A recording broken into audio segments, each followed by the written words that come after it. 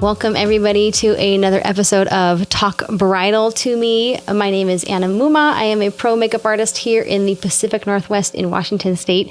And I am here with Jess Hatch. She is a hairstylist with 15 years experience and works at West Salon here in Spokane. Jess, welcome. Hi. Thank you. Yes. So tell us how you got started with hair. I don't know if I said this to you before. I didn't initially want to do hair. Oh. Ever. Okay. That was never in my game plan. I wanted to be a fighter pilot. You did? Mm-hmm. Oh my goodness. I wanted to join the military, Air Force, and I wanted to fly A-10s. And I had grown up my whole childhood going to air shows. And that's all I went for is the A-10s. I want to do this. I want to do this. And I kept telling my parents, I'm going to join the military. Now, both my parents are military. Wow. As well. And I don't think they believed me. And so when it came time for senior year, and we had never had talks about college when I was growing up. Okay. I don't know why that was never a conversation. We just never did. Yeah. And then they asked, what are we going to do? What are you going to do next year? I'm like, I don't know. I was like, I'm going to go to the Air Force. I'm going to fly some A-10s. And they're like, yeah, no, that's not happening. And I could never understand why. I think now as an adult, I understand what their reasoning was for it. But two, I'm like chopping up my Barbie's hair. I'm doing my friend's hair and makeup, but it never just dawned on me. Yeah. And so they said, how about you try beauty school? And I was like, No. I was like, you're wasting your money, please. And they're like, well, we'll make you a deal. You try beauty school. And if it doesn't pan out, then you can join the Air Force. But we want you to try something before you make that commitment. Yeah. 2 weeks in, I was sold. Oh my goodness. Never went back. Of course, all my first mark-offs were updo styling. Okay.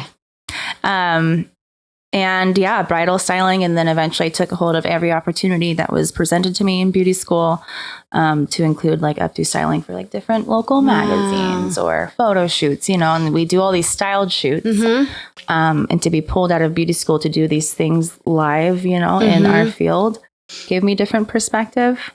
So coming out of it, I was just ready to get my feet on the ground. But I think that year prior, I could have never imagined that I would do hair. Wow. And here I am 15 years later. Yeah. So tell me a little bit, you got out of beauty school and then did you start working right at a salon? I did. I actually went to Supercuts for a couple years. Okay. And learned how to cut hair because that was never a strong suit of mine. Okay. So I kind of put myself, and I had just had my daughter. I was a new mom. I was 20 years old, single, and having to make it on my own. So that was also like, feasible. I could go to Supercuts and I could still be this mom and, just set this foundation. And then after that, it kind of just went all over the place. And for a long time, I thought this might be a fault of mine or like a flaw of going to so many different salons, which I did, I think, in my first 5 to maybe 7 years. I went to Aveda and then I did a couple salons in the Valley. And I was kind of ashamed of it. I'm like, people shouldn't bounce around this often. Okay. But I just wasn't happy with where I was going. And then I ended up taking a class with somebody that is still very much influential to me. And I'm actually taking a class with her next month, which I can't wait. But she really put into perspective for me because she was the same way. She's like, you don't know what you want until you've been all these places, right? So she was like, why we look at it as kind of a flaw of ours. She goes, I like to look at it as now I know where I want to be. And so now I try to look at it that way. So I could give you a list of where I went, but it was literally every corner of this town. Yeah. And now it took me till my 12th year to go off on my own. Wow. Which I'll, to each their own. But for me, that this is where I belong. My own boss. Right. Yeah. I'm finding all of these conflicts in these places. I'm like, my husband was like, you need to just start your own thing. Oh. That's taught me a lot about myself too, as a professional and what my strong suits are. Totally. So I'm like, I know where I fall short. But thankfully, we have a community that kind of helps pick that up. Yeah. So we got to rely on each other that way. But it took me a while to finally figure out where I wanted to be. And ultimately, that was independent. There you go. Well, and during the weekdays when you're not doing bridal styling, what do you find that people come to you for a certain type of look? Like some people specialize in blondes, sometimes lived in blonding. Okay. I do get a lot of inquiries for brunette. Obviously, I'm a brunette. Yeah. And so I think brunettes look for people that have their hair.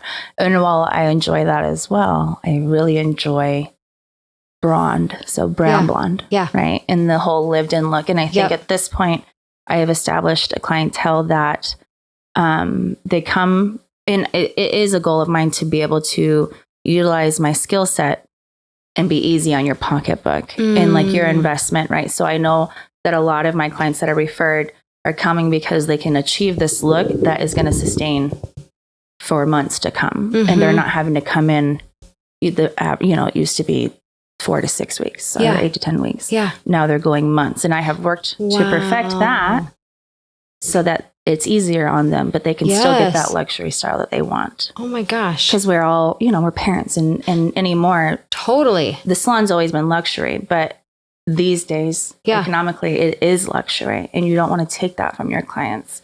Yeah. So to be able to offer that and still give them that full like shebang, but it's only few and far between. Oh. So I feel like that is kind of what I've cultivated. Yeah. In my chair, but too, like a lot of my clients have been with me and seen me through the roughest of times, and I feel like they also come not just for hair. Like, I got stuff I'm going through. Yeah. They got stuff they're going through. And we talk about these things. We need an appointment with Jess. Yeah. I only take maybe 3 at the very most clients a day. Yeah. 2 to 3. And we spend a long time together, 4 hours usually. Totally. Because I don't see them for that long. And so now we're talking a lot. And so it's good for myself and my body, but also for them. And it's like we just spend this time sharing in relationship, and their husband's always like, okay, it's going to be 4 hours. I'm like, they already know they're going to be there for 4 hours, but I don't see them for like another 6 months. Yeah. So, wow. Yeah. What a neat, like niche specialty that you've cultivated for yourself though. Trying. I think that's really awesome. I'm trying. And too, like, we being in this town, you know everyone too. And so being able to offer like a safe space for that. It's nice to be able to invite even people that you did know that have never sat in your chair to do hair. They're coming now, they're sharing a different type of relationship with you. Totally. So. Absolutely. And your motto, I had asked you about it before. I'm trying to find it out. Tell us about it and how my that motto. Came about. If can, if no can, no can. So what is like, that mean like if I can do it, I can do it. If I can't, I can't? That just means don't force nature. Okay. And my grandmother has always said that to me, which is where I got it.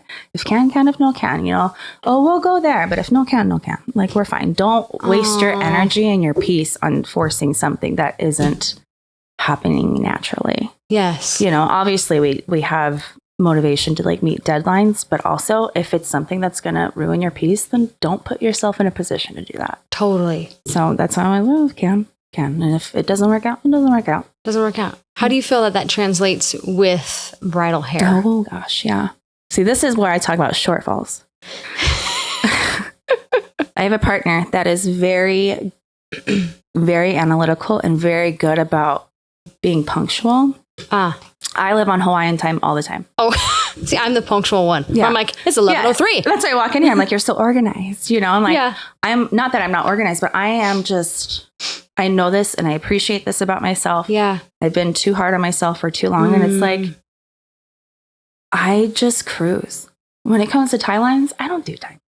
I've never done timelines. I kind of wish I could do that. See, I send my brides a schedule on the day of, but they love that. And that's the kind of people that I tend to attract. Right. Well, and my brides love it. And I think it kind of ruffles some feathers because I don't do that, which is why I've partnered with somebody that does. Yeah. Right. Because she can appreciate my ability to go in, and I can say this confidently, go in and I know what I'm capable of. I'm confident. Yeah. You give me a start and end time. I'm going to make sure that we do the whole shebang. And thankfully, she has confidence in me to do that. And I know that she appreciates that about me, and that I'm not, why get worked up? Yeah. And the day's not about me. No. The day's about you and making you feel confident. And if I'm worked up and stressed out some timeline, and I tell my brides, I'm like, listen, do not expect that out of me because I'm just not that kind of person. Yeah. And I will stand by that forever. But I utilize those that are because I understand the importance of it. Yeah. now. Yes. For so many years, I'm just like, oh, like, just do it. And I think that might stress them out a little. But when you get in there and you get the ball rolling, then they're like, oh, okay. Okay, we see the flow. Yeah, but now I have on the other end somebody creating that structure. Yeah. And easing that stress. And then I come in and it's just cool. Yeah. You know? It works out. But yeah, if can, no can. And that's why I'm like, same with like hair. You know, people want this big achievable thing and they're looking at these inspiration photos and it's like, that's great, but that's a still frame, right? So let's let's bring the reality into this. And if we can't make that happen, we can't. And then we customize something else. Yeah. It's not a huge thing. Yeah. You're fine. So it sounds like you're really good at managing client expectations. Yes. Like obviously I want to exceed expectations. Absolutely. But I don't want to set you up for failure. Absolutely. Either. Yeah. So, and if I did, then it would be stressful and I don't got time for that. Well, and you want to give them something, you want to take their inspiration pictures, because I find this a lot with makeup too, where they'll come to me and say, I want this. And I say, well, with your facial shape, right, with your bone structure, with the way your eyes are, we could do something similar to achieve a similar result, but it might not look exactly like that. And in the end, they're like, oh, I love that. Well, here's the thing that you try to make them understand in a very pleasant and delicate way is it is not our job to replicate somebody else's work. Sure. Our artistry is to take these ideas that you have and curate something that is original to you. Sure. And so leading with that expectation, like you can show me you want this picture. Okay, show me 2 more and let's break it down. And what can we do with your head of hair? Right.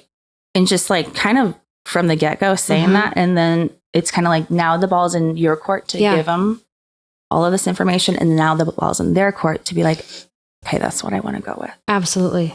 And if it doesn't work out, it doesn't work out. Yeah, totally.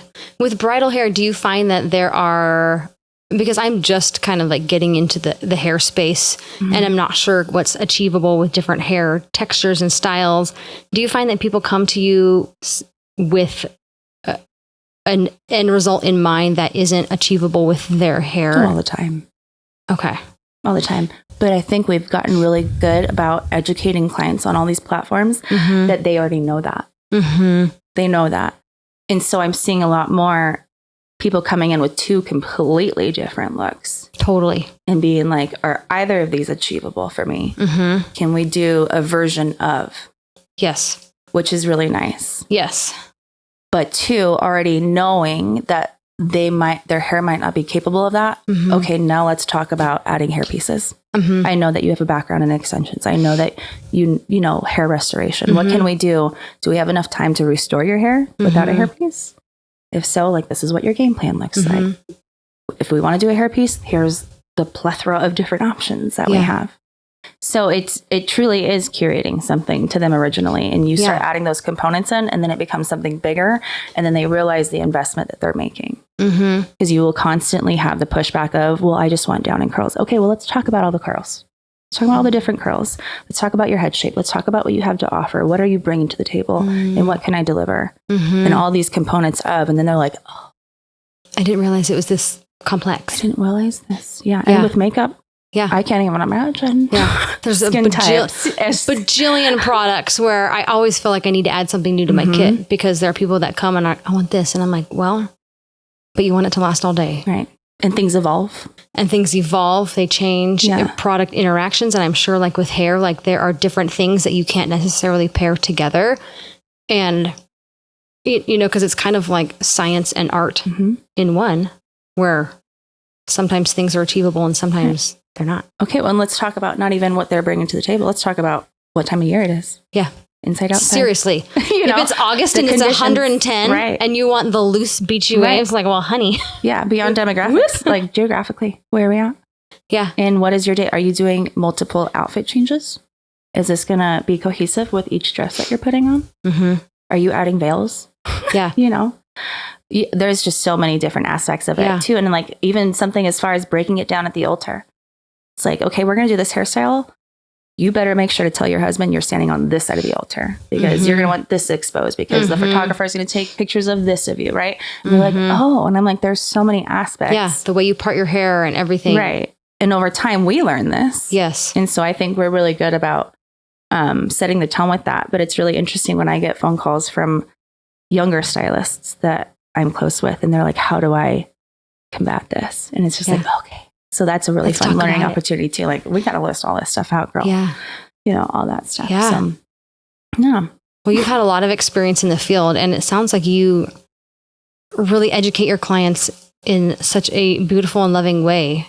Like, if I sat in your chair, I'd be like, oh, she cares. Education, knowledge, I think is the best gift you can give any of your clients. Yeah. Like, I would rather my client feel like, if I was gone tomorrow, they would feel capable and confident finding another stylist and asking the right questions, but also appreciating the stylist with their answers and their feedback. Right. And that's too my goal with my clients that sit in my chair. I want to set you up for success if I'm never here again, or if you have to move away. And same goes with bridal. And two, it's like, not only, it's far more than a style. And I know that you know this. You are spending all this time with these women, sorry. You're good. I don't want to just say women and generalize it, but you're spending your time with this population. Yeah. And you are learning their stories. And so when you are learning their stories for so long, and on the day of, you see those dynamics playing out in front of you. Sure. You are able to kind of tailor your experience to help them feel more comfortable, because there more often than not is conflict in these weird areas, and it's in one room, and the unease of the bride, not even just how confident they're going to feel in what they're looking, but how your energy is being shared with them, that way that it can alleviate any other tension in the room. So you're working on that for 6 months. You're sharing energy with these people, quite literally. So that's a huge aspect of what we do as well. Yes. I definitely feel that I am, and the hairstylists are kind of like the first line of defense for stress. I don't think people realize how. No, because we're the first ones they see in the morning. And I know for me, like, when I have a bride in my chair, I see her, I'm this far from her face for an hour. And I take it as a personal responsibility just to be like, to be that calming presence and to speak softly and just kind of like match her energy, but like a little bit above. Like, if she's feeling calm, just be like, yes, like positive, kind of like that gentle energy massage, where it's just kind of like building her up and not being that person that's dragging her down. Or if there's a lot of people coming in with questions, seeing if there is somebody else that can do that, and kind of like gently being that force field. It's like a weird bodyguard. Yes, thing too. It's like, I am protecting my bride. And throughout the day, that's all they're worried about, is these people looking at them, which is why it's our job to build that confidence with them. So, And I want to be that energy bodyguard, and I want for them to look in the mirror at the end and be like, oh, I look amazing. But I feel great too. Like, I want it to be a whole system experience where, because I've always had this philosophy where, like, when we feel confident, we can be others oriented. And if we're self-conscious, we're just thinking about us. And when we are confident, we can then project that confidence to other people. And I don't want a bride to feel meek on her wedding day. I want her just to be like open. And you don't want it to be a facade either. No, I want it to be real. That's because her pictures are going to turn out better. Her guests are going to have a better time. Her fiance, then husband, is going to feel that. She's going to remember that day and the feelings that she had and how she felt about how she looked and the guests and all those things. And being able to be that first line and help them craft that on their day is so important. Well, then you think about the party too.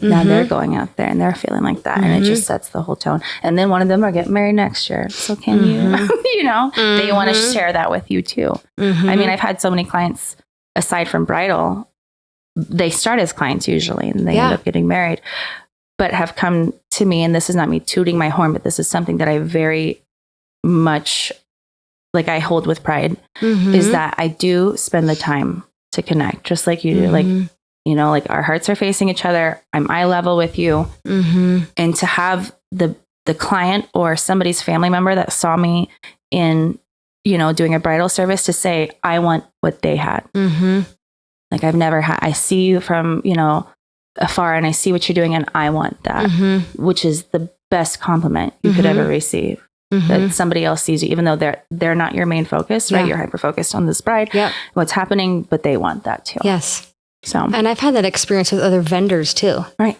And I get that feeling with you too, where I'm like, I feel like I've just blacked out and I'm like, it's Jess right in front of me. And this is such a good conversation. And you don't always find that with other people. Right. And I feel it's a passion of yours. Yes. Which is a lot different than a job. Oh, yes, absolutely. And I think you kind of find your passion, and we're lucky enough to be able to have it be our career. Mm-hmm. And I think there's a special thing in that where it's not just a job. Right. It's just, I want to love. I get a little whimsical in that. That's why I don't like timelines. I'm like, it's fine. It's fine. Yeah. But yeah, we get people like you too, and that we need those people to just reel us in. Yeah. I think the timeline thing for me is a way to, because I remember working with either another makeup artist or a hairstylist that was similar in you, and they didn't have a timeline. And you get there at 8:00 and you're like, okay, who's ready for makeup? And one is in the shower and one is over here and one is getting coffee and nobody's ready. Right.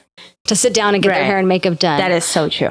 And then they don't know who's next. And they're like, okay, am I going next? And they're trying to figure it out. Yes. So for me, the timeline is a guide that they know where to be. Right. And the bride isn't having to stress about it. And she's not trying to figure out, okay, who's going to go first, second, third. So I always tell my bride and my wedding parties, like, this is a guide. I just want you to be there 15 minutes before your start time. If you're getting makeup at 10:15, be there at 10. Yeah. That way you're ready to sit in the chair and we're not chasing you down. Right. No, that's so true. Because I've run into that so many times. That's my main reason for having the timeline is I just need a loose guide. So you know where to be. Right. And we're not like, oh, so-and-so went to Walmart, because that's happened before. They're like, oh, they had to run to Target real quick. And I'm like, I'm sorry. I know. They had to get the muffins. Yeah, they had to get them. No, they're supposed to be in the chair. Yeah. And it just allows everything to go a little bit more smoothly so that we can protect the bride's energy. Right. So that she kind of has that peace of mind that someone else has it handled and she's not looking around going, okay, where's this person? That person already knows where they're supposed to be. And you know what's funny about our community, and I can't speak about this anywhere else because I've only ever done it here. I think all of us, and we were talking about this earlier, even though we've never met each other in the flesh, we have worked in this industry or this service for so long. We somewhat know how each other moves. Totally. We know what we're capable of. But also, if somebody has a shortfalling, like for me, I could recognize what my shortfall was, that we could reach out to somebody else and have them help, right? And utilize what their asset is, right? And and we understand it. Yes. We totally understand. It's not like they're going to dog us for having that shortfall. It's like, oh, hell yeah. Like, I'll step in. I'll help with that. We can do that. Yeah. And I don't think I've met, it's like very seldom that I've met anyone that's ever pushed back against that. Yeah. At least in our community. Yeah. So that keeps, I think, us sustaining too. But I also am like, we've all been in it for so we kind of know the MO that's happening that whole day of. So it's just really nice to have people that are polar opposites that can help each other in those ways and appreciate each other for those certain things. You know? Absolutely. Well, and after working with so many different hairstylists and other makeup artists over the years, you kind of get an idea how the morning generally operates. And you can kind of figure out, okay, they're going to need about this much space. And you can get there and set up. And it was so funny because I worked with a hairstylist the other day, excuse me, for a wedding. And it was at a venue I'd never been to because it was at like a family's home ranch. And with a hairstylist that I've never met. And it was so funny because a couple of the bridesmaids at the end of it went, oh, I thought you just worked together all the time. And we're like, no, we just met today. Yeah. And they're like, really? Yeah. I never would have expected that. That's such a great feeling. And it's just like, we kind of know how it works and we're able to just fit together like a little puzzle piece and figure out, okay, where do you need space? Where do you need space? Let's do this. Let's switch. Sounds great. And it works. It between hair and makeup. But let's talk about photographers. I don't know how close we get with photographers or florists, because we do these styled shoots all the time. Totally. If we got the time for it. Totally. So you're meeting vendors too.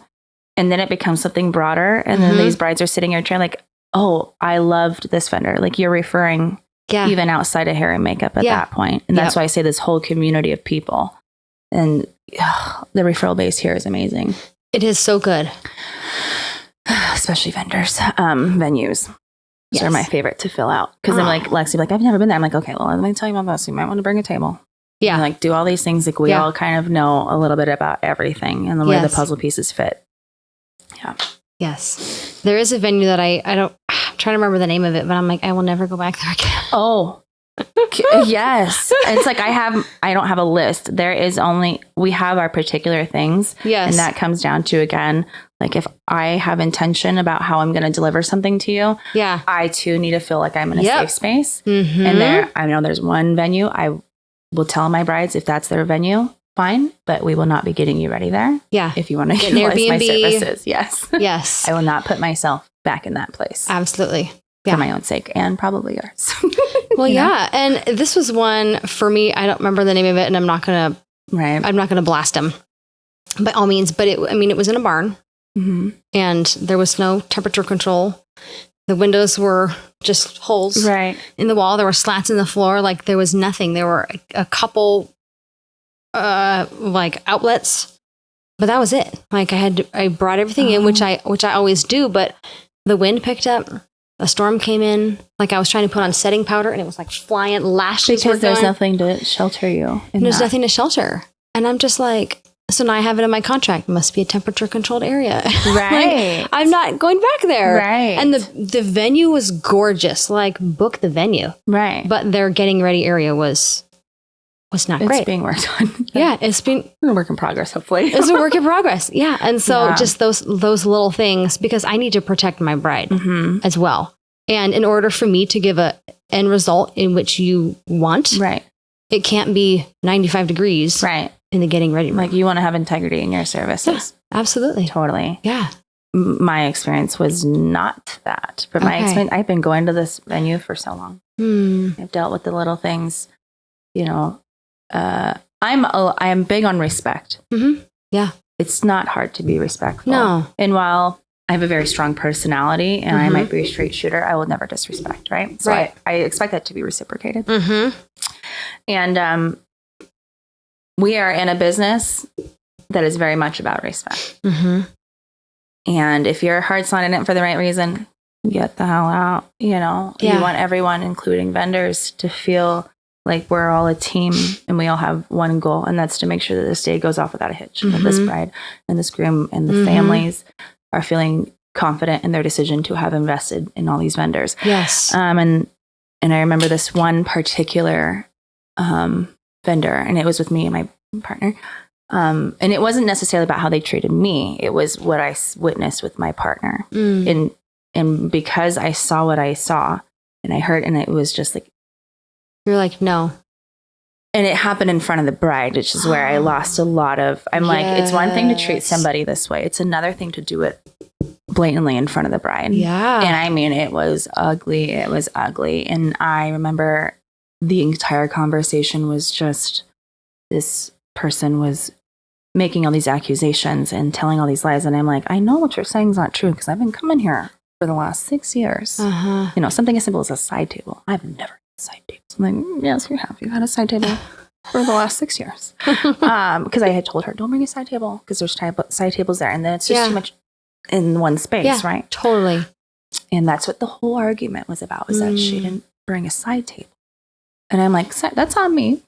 Yeah. Because I told her, because I've been coming here for 6 years, and then you're telling me that you've never had it. I'm like, okay. I was like, well, regardless, I was like, this doesn't need to be a thing in front of the bride. So try pulling aside the liaison that works there. And they tell me, I don't know why that person said we don't have tables. We have tables downstairs. I said, I know. We have tables downstairs. I've seen them. This whole thing could have been avoidable. And so seeing that conflict and that person's ability to not find a resolution simply off of ego, I'm not going to go there anymore. Yeah. That's ruining my peace. That's ruining my partner's peace. That's ruining the bride's day. Yeah. You know? So I won't. There is places that we have to be hard on. And I think people look at us as service providers and like, just do whatever's requested. But obviously, no, we're not just service providers. Yeah. We are very much passionate about what we do and what we deliver. Yeah. Please reciprocate that, right? Know that we're not Absolutely. robots. Absolutely. Robots. Yes. So. What tips would you give to someone looking for a hairstylist for their wedding? Referrals. Yeah. Experience. Right? You just want to hear about people's experiences. Because I could go look up, it's not Yellow Pages anymore. Yeah. But Instagram now. Yeah, you can see what you can see, but it's just like general life. Everything on Instagram is only what people want to show you. Sure. So I think going off of referral, if you've got a website, looking at the reviews, and then taking the initiative, if you are in the same town. Even if not, you can do like a Zoom or, FaceTime consult. Absolutely. Meet with that person. Yeah. Converse before you decide to make any kind of inquiry, I guess you should say. And like you obviously make your inquiry, but say, hey, I would love to just have a consultation. Before you commit. Right. Yeah. Consultations are complimentary for the most part. At least I feel like for me there. Bridal. Yeah. And I think that the servicer would prefer that as well. I don't think you're going to get an objection to a 15 minutes sit down talk. This is what I'm thinking of, but surely you're just doing it to get a read on if you're going to drive. And it's okay if you don't. If can, if no, can. Yeah, exactly. And like, if you not everyone's meant for everyone. No. And I think that has been a narrative in our industry that has been pushed for so long, is that you have to be professional. The client is right. No, the client is right. Yeah. To an extent. Yes. Are we going to mesh? And that's what I'm human, you're human. Let's make this work. Yeah. So my advice would be set the consultation. Aside from set the consultation, looking at that person's portfolio, because guaranteed, 9 out of 10 times it's going to be online, whether it's Instagram. I don't do a website myself. I should. Again, Hawaiian time all the time. I'm like, I put my photos on Instagram. Isn't that enough? You're like, hey, it's worked for 15 years. It's been fine. And if not, you can visit it online too. Like, you don't need to have an Instagram account. But look at their work. Yeah. I know what my style is. Yeah. A lot of my brides come to me because they like that sleek, glamour wave, timeless style. Yeah. I am not a bohem, destructive hairstyle person. Yeah. And I have a friend who is, and she doesn't do what you do. And that is her strong suit. And that is great. And so look at those professionals' pages. Do you like what you see? Or are you you would never go to a blonding specialist and say, hey, I want all these vivid, colorful rainbow colors. Sure. That's not their niche. So getting yourself familiar, researching that person is going to alleviate a lot of stress as the consumer. Trying to find somebody that is going to execute what you want. Yeah. If you know what their specialties are. Absolutely. And that is with hair, that is with bridal. I mean, even when it comes to floral, does that person do the type of floral you like? Because they all have their style too in their little niches. Yeah. Photography. Oh my gosh. Yeah. That's the big, I'm like, you're picking your photographer based on what, like, do you like their presets? Do you like how they edit, Yep. So there's that. Truly, I think those are like the two biggest things. Look at their profiles, make sure that their specialties align with what you have in mind, and then do your consultation to make sure you jive. And then from there, make your investment. Yeah. What are some good questions that a bride could ask a potential hairstylist to kind of get a feel if they're the right fit?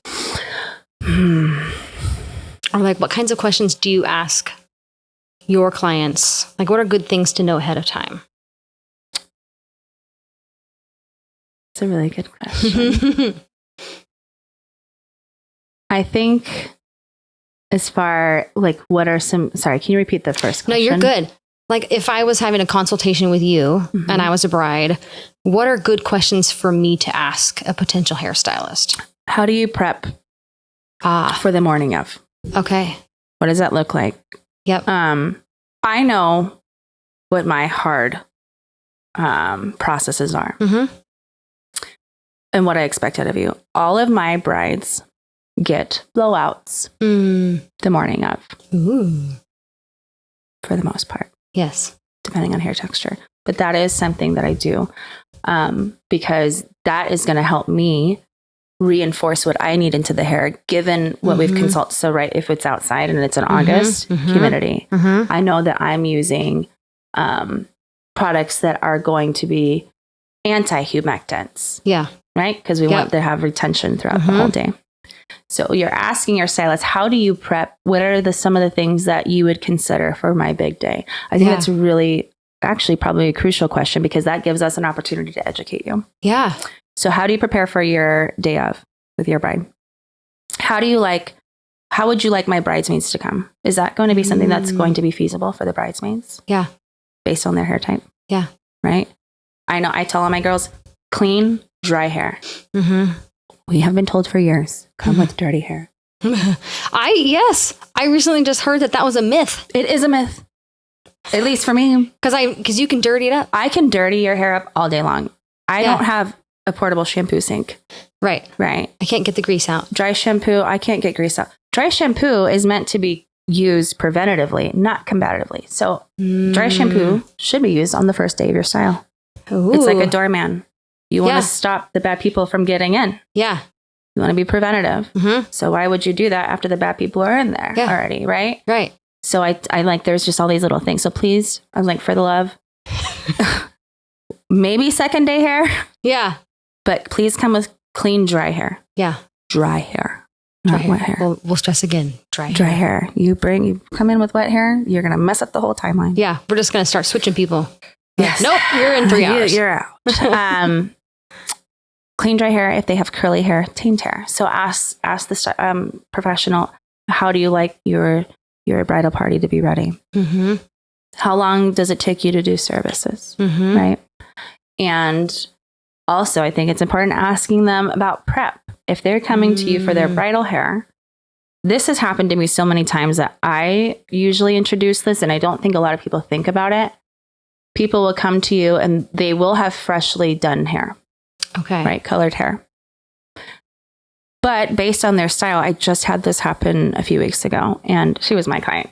I do her color, but I was able to realize this, and I'm like, this is why she was really adamant she wanted this style, and we executed it. She's like, I love, like, you did it right. She goes, I just don't know why I don't love it. Yeah. And I did it 4 more times. Oh my goodness. And I'm like, what? I don't know what else to do. And then I realized it dawned on me, the placement of her hair color is exactly what made that whole style not work. Because she had money pieces, and you bring money pieces into a half up, half down, it looks like a halo on your head. Right. And so she couldn't figure out why I couldn't. And then I was like, it's your hair color. Right. And so I'm like, I'm bringing her in next week. Her wedding is in 2 weeks, and I'm going to alternate her or change up her hairstyle so that it looks like she wants. So asking your professional, how should I prep? Is there color services I should do? Do you offer a special for brides that are in prep? I offer my brides 20% off of any of their chemical services or any of their prep work. So I always recommend doing, this is another question they could ask. Yeah. Do you do conditioning or protein treatments? Ooh, okay. We are in the Pacific Northwest. Yeah. I know you can see my hair right now. It stands out. Right. And I do a lot of glamour wave. Yeah. So I always ask them to come in the week before. We do a heavy moisture hydration, give that hair a drink of water. That way their hair is nice and smooth, has retention, and it's not blasted. Their cuticles and split ends are everywhere. So asking your stylist, what are some of what's some of the prep services I can do? Do you offer specials?